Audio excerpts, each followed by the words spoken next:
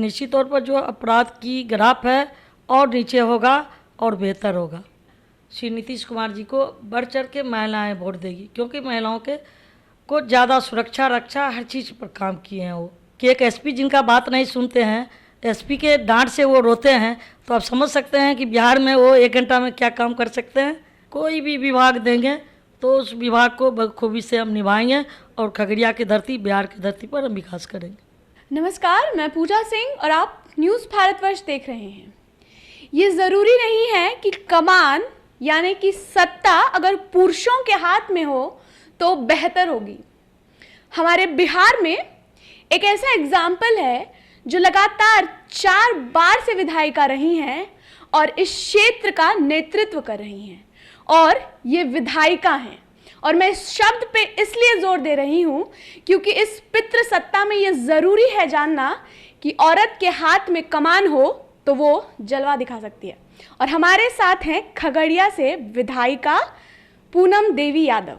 उन्हीं से आज हम बात करेंगे खगड़िया क्षेत्र के बारे में, आने वाले चुनावों के बारे में और जेडीयू के रोल के बारे में।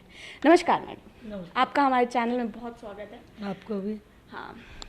हाँ, खगड़िया में आपने विगत 5 वर्षों में या विगत 15 वर्षों में क्या काम किया है जो जनता आपको फिर से वोट देगी?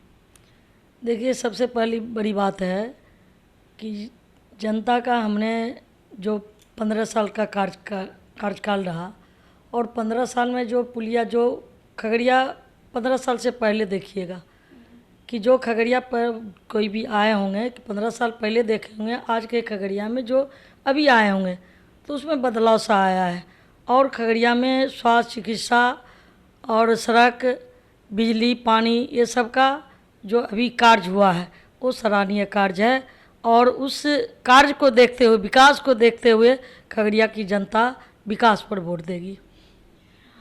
मैम, आप स्वयं एक महिला हैं। बिहार में महिलाओं के साथ हो रहा अपराध बहुत समय से बढ़ रहा है। एक रिपोर्ट 2019 दिसंबर में आई थी कि हर 6 घंटे में एक रेप बिहार में रिकॉर्ड होता है। इसका क्या सॉल्यूशन है, ये क्यों और इसको लेके सरकार क्या कर रही है? आप जेडीयू में हैं और जेडीयू की सरकार पिछले 15 सालों से, इस पर आप क्या कहेंगे? देखिए, पहले का जो अपराध का ग्राफ था, चाहे महिलाएं हो चाहे पुरुष हो, जो अपराध का ग्राफ है अभी 15 साल में आप देखेंगे कि अपराध का ग्राफ सीधे नीचे गया है।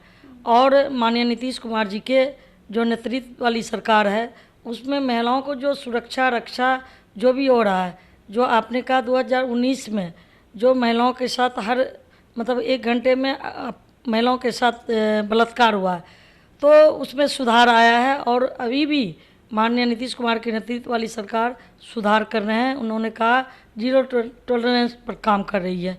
तो जो भी अपराधी हैं वो बचेंगे नहीं, जो भी यानी कि दोषी है वो पकड़े जाते हैं और उस पर कार्रवाई होती है। तो निश्चित तौर पर जो अपराध की ग्राफ है और नीचे होगा और बेहतर होगा।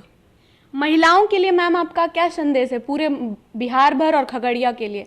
क्यों उन पे ऐसा अपराध ही ना हो, ऐसा वो क्या करें? देखिए, महिलाओं का संदेश है, पहले भी रहा है।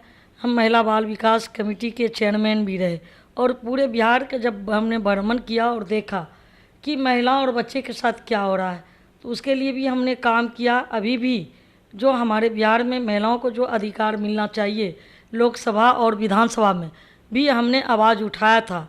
चलते विधानसभा के सत्र में महिलाओं को जिस तरह 50% आरक्षण जो पंचायती राज व्यवस्था में दिया गया, श्री नीतीश कुमार जी ने दिए, और बिहार एक पहला राज्य है कि जो माननीय मुख्यमंत्री जी और हमारे राज्य को 35% ही नहीं कहा जाए, पुलिस भर्ती में भी 35% का आरक्षण मिला, नौकरी मिला, और महिलाओं को 50% से हट के भी नौकरियां मिल रही है।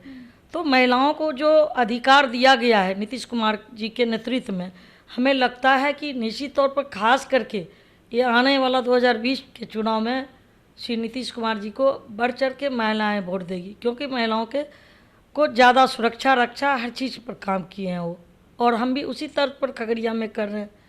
मैम, आप पिछले 4 इलेक्शन से यहाँ की विधायक हैं, लेकिन इस बार 2 अलग पार्टियाँ क्योंकि पिछले बार आप महागठबंधन के साथ थी और इस बार आप बीजेपी के साथ लड़ रही हैं, तो इस बार जाप एक पार्टी है, पप्पू यादव की पार्टी, और एक कांग्रेस का, तो आपका इस बार विपक्ष के लिए क्या संदेश है? देखिए, हम तो काम करते हैं और काम पर भरोसा करते हैं। कौन पार्टी आती है, पक्ष और विपक्ष तो रहता ही, कौन पार्टियां हैं वो तो जनता तय करेगी यहाँ कि किनको फिर से विधायक बनाना है। और जो भी पार्टी से आ जाए उसे मुकाबला के लिए तैयार है। और कोई पार्टी अगर होगा तो बहुत ही पीछे रहेगा, बहुत ही पीछे रहेगा, कोई टक्कर में नहीं है। और यहाँ विकास को जानती है खगड़िया की जनता। किसी अन्य 5 साल में कोई आ जाए उसको जनता नहीं जानती है। जमानत जब्त हो जाएगी विपक्ष की? पहले भी जमानत जब्त हुआ, जिसका आपने बात किया, पहले भी जमानत जब्त हुआ है। यहाँ उनके पार्टी के जो भी समर्थक थे, जो भी चुनाव लड़े, उनके चुनाव चिन्ह पर उनका जमानत नहीं बचा था। और उनको बिहार में क्या हर्ष हुआ, उनके आला कमान को जो यहाँ पार्टी से चुनाव लड़वा रहे हैं, और वैसे नेता जो जाप के हैं उनका बिहार में खाता नहीं खुल सका, तो वही फिर से आ रहे हैं, फिर खाता नहीं खुलने वाला है। वो तो पटना में डंका ठोकते हैं कि हम पटना में बहुत काम किए हैं, और उन्होंने ये भी नारा दिया है कि 30 साल बनाम 3 साल, कोई नहीं काम किया, हम 3 साल में पटना को एशिया का सबसे नंबर 1 स्टेट बना देंगे। इस पे क्या, पप्पू यादव ने ऐसा स्टेटमेंट दिया, आप क्या कहेंगे? देखिए, जो भी यादव हैं, पप्पू यादव जी हों, डंका के चोट करते हैं कि हम 30 साल का बनाम 1 दिन का काम कर देंगे। जब मुजफ्फरपुर में घटना हुआ था तो रोते हुए सभी ने देखा चैनलों पर कि एक एसपी जिनका बात नहीं सुनते हैं, एसपी के डांट से वो रोते हैं, तो आप समझ सकते हैं कि बिहार में वो 1 घंटा में क्या काम कर सकते हैं, वो समझ सकते हैं। आपको पता होगा। कहा है कि 3 साल में पटना को एशिया का नंबर 1 प्लेस बना देंगे। नंबर 1 प्लेस तो नहीं बनाएंगे, जो धारा में थे, जो चीज़ में थे उनामी, उस चीज़ को बिहार जरूर बना देंगे, फिर से वो कायम कर देंगे। और जो तेजस्वी यादव हैं, आपके विपक्ष के सबसे प्रमुख चेहरा माने जा रहे हैं, एक नारा आ रहा है, हर कोई कह रहा है कि युवा युवा युवा, ये नारा है। उन्होंने एक पोस्टर में से अपने माँ बाप तक को गायब कर दिया, उनके बारे में क्या कहेंगी? देखिए, जो युवा नेता कहलाते हैं तेजस्वी यादव जी, और विपक्ष के नेता रहे हैं, अच्छी बात है।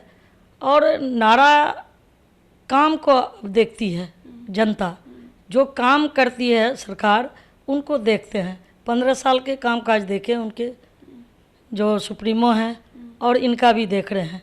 तो बीते इलेक्शन में आपने लोकसभा में देखा उनका क्या हर्ष हुआ, भीड़ तो जुटती थी, लेकिन वोट सीट कितना आया, फिर वही हाल होगा यह आने वाला चुनाव 2020 में कि लोग जुटेगा और सीट बस उसी तर्ज पे आएगा, कहीं कोई हवा नहीं है। उनका काम का हवा है। नीतीश कुमार फिर से 2020 में वो जीत के आएंगे। 2015 में राजद के साथ फिर क्यों गए थे? देखिए, हमारे पार्टी का जो नेतृत्व करता नीतीश कुमार जी थे, और जो भी हमारे थे, और गठबंधन होती है वहाँ बैठे शीर्ष नेता करते हैं, ना कि हम लोग करते हैं।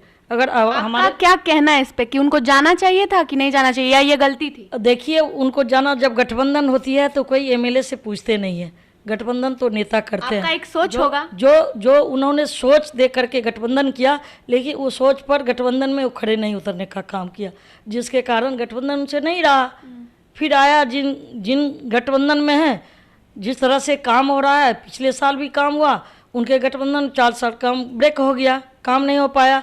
फिर से जो हम लोग गठबंधन एनडीए में हैं, अभी देख रहे हैं कितना काम अच्छे से हो रहा है।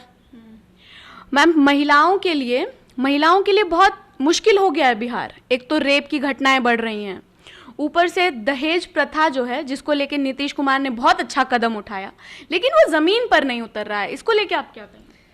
देखिए, ज़मीन पर उतर रहा है। हम सब लोग जब एकत्रित हो जाएंगे, जब जो चीज़ को ठान लेंगे, वो चीज़ निश्चित तौर पर, जो सरकार ने दहेज प्रथा भी कानून लाए, और महिलाओं के सुरक्षा के लिए भी, रक्षा के लिए सारे चीज़ काम कर रहे हैं, लेकिन हो सकता है कहीं ना कहीं विफल हो सकता है, हम इस चीज़ को मानते हैं। लेकिन हम लोग सब महिलाओं के प्रति सजग हैं, हमारी सरकार सजग है। निश्चित तौर पर जो हो रहा है उस चीज़ को हम प्रयास कर रहे हैं, हमारी सरकार और हम प्रयास कर रहे हैं कमी लाने के लिए, अब महिलाओं को सुरक्षा देने के लिए। खगड़िया में आने वाले आपने चार बार जीती हैं आप यहाँ से, आपने बहुत सेवा की यहाँ की जनता की, लेकिन आगे आने वाले 5 सालों में आप खगड़िया के लिए ऐसा क्या करेंगी जो लोग आपको वोट दें? देखिए, सारा काम हो गया, सड़क बन रहा है, बिजली आ गई, और हमने 2005 में उठाए थे हर घर को बिजली, हर खेत को पानी। किसान के लिए आज वो चीज़ हमारी सरकार ने आज किया। 2005 में हमने उठाया था कि ये फरकिया जैसा क्षेत्र को जो टोडर मल के ज़माने में फ़र्क कर दिया, सर्वे नहीं किया गया, तो ये खगड़ा घास था, यहाँ खगड़ा घास के नाम से खगड़िया पड़ गया, फरकिया पड़ गया। वो फरकिया की धरती है, और जो फरकिया में अभी जो विकास का कोई ऐसा गांव नहीं है, बिजली नहीं पहुंचा, कोई ऐसा गांव नहीं है कि एक संपर्क ये इस टोला से उस टोला संपर्क पथ नहीं जुड़ा। और स्वास्थ्य के क्षेत्र में आप देख लीजिए, स्कूल के क्षेत्र में देख लीजिए, भवन बना, तमाम चीज़ ये बन रहा है। और निश्चित तौर पर 2005-06 में हम जब विधायक बने, जब यहाँ की जनता हमको जिता के भेजी थी, लेकिन हमारा लक्ष्य था शिक्षा में सुधार हो। खगड़िया में शिक्षा का सुधार हुआ, जो हमारे हाई स्कूल थे सारे 10+2 हो गए, जो मध्य विद्यालय थे हाई स्कूल बन गए, शिक्षक की बहाली हुआ, शिक्षक अपना योगदान दे रहे हैं। जो बच्चे की संख्या थी 2005 से पहले, अभी बच्चे की संख्या ज़्यादा हो गई। जो माननीय मुख्यमंत्री जी के द्वारा जो लड़कियां घर में बैठी रहती थी, सुरक्षा रक्षा नहीं हो पाता था, जो 7वां पढ़ के अपने गांव टोला में ही पढ़ करके आगे की पढ़ाई उच्च शिक्षा नहीं कर पाती थी, उसके लिए माननीय मुख्यमंत्री जी ने साइकिल योजना चलाए, पोशाक योजना चलाए, उनके सारे चीज़ स्टाइपेंड देने का काम किए, उसको प्रोत्साहन बढ़ाने का काम किए।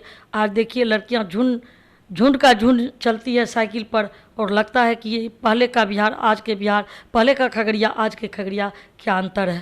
तो इसलिए हमारा मुद्दा रहेगा कि जो हमने 2005 में मेडिकल कॉलेज के लिए, इंजीनियरिंग कॉलेज के लिए, महिला पॉलिटेक्निक कॉलेज के लिए हमने आवाज़ उठाया था। तो जो महिला पॉलिटेक्निक कॉलेज है वो भी बन रहा है हमारे बदायूं क्षेत्र में 16 करोड़ की लागत से, मेरे प्रयास से। और इंजीनियरिंग कॉलेज, जो हमारा इंजीनियरिंग कॉलेज खगड़िया में, उसका पढ़ाई अभी पूर्णिया में हो रहा है, और ज़मीन का जैसे ही अधिग्रहण जिला प्रशासन कर लेंगे वैसे ही हमारा यहाँ भवन बन जाएगा। इंजीनियरिंग कॉलेज होगा, मेडिकल कॉलेज का भी हमारे पास बहुत सारे ज़मीन है।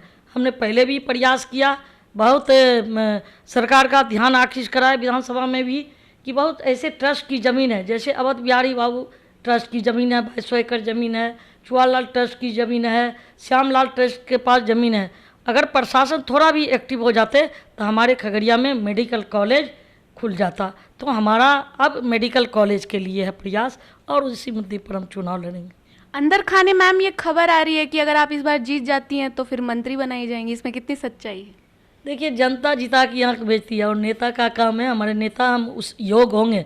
सबकी चाहत रहती है कि मंत्री बने, मेरी भी चाहत है, लेकिन हमारे जो नेता हैं माननीय मुख्यमंत्री जी, अगर वो मंत्री बनाएंगे तो कोई इतराज नहीं है, बनेंगे। और इस बार जो बीजेपी का सीट का बंटवारा है अभी तक हुआ नहीं है बीजेपी जेडीयू में, और ये भी खबर सामने आ रही है कि बीजेपी भी इस सीट में इंटरेस्टेड है, तो आपको क्या लगता है कि कहीं बंटवारे में ये सीट चली ना जाए? देखिए, ये जीता हुआ सीट है, 4 टर्म में जीते हैं, कोई ऐसा तो कोई बीजेपी का पता नहीं चलता है कौन आएंगे, वैसा कोई है भी नहीं इस सीट को निकालने वाले, इसीलिए बीजेपी का कहीं से ये सीट बनता भी नहीं है। और 4 का 4 सीट जेडीयू के खाते में, चाहे महागठबंधन में हो चाहे पहले का हो, ये चारों सीट हम लोग का सीट बनता है। अगर जीत जाती हैं मंत्री बनती हैं तो कौन सा मंत्रालय लेंगी? पसंद होती है हर किसी की। देखिए, पसंद नहीं, वो तो कहना कि सिर्फ नेताओं का है, उन पर छोड़ दीजिए। जब मंत्री बनाएंगे, कोई भी विभाग देंगे, काम करने और नेतृत्व करने की क्षमता होनी चाहिए। कोई भी विभाग देंगे तो उस विभाग को बखूबी से हम निभाएंगे, और खगड़िया की धरती, बिहार की धरती पर हम विकास करेंगे।